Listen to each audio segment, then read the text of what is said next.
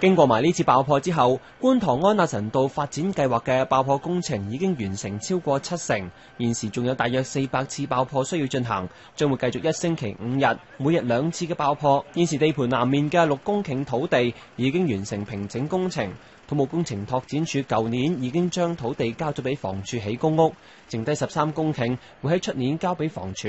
由於地盤位於石礦場下面，令到平整工程增加難度。因為成個山勢咧就因為岩石比較多啊，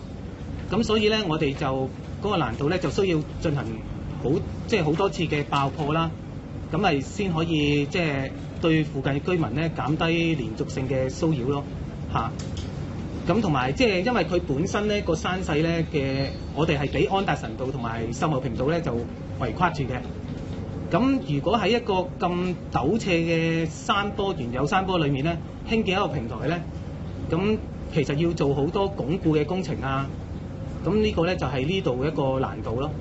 由於地盤同附近嘅寶達邨仲有秀茂坪邨最近，大約只有200-300米距離，承建商用咗多種方法減低噪音同塵埃，包括用靜音鑽孔機，令到噪音減低大約10個分貝，錄得嘅噪音水平亦一直符合法例規定。並且用爆破所得嘅泥石，用新方法建築擋土牆，節省大約30%成本。並且聘用工程師專門同居民聯絡溝通，預計整個地盤包括道路同埋天橋等基礎建設會喺2014年陸續落成，而公屋項目就預計會喺15-16年度起入伙。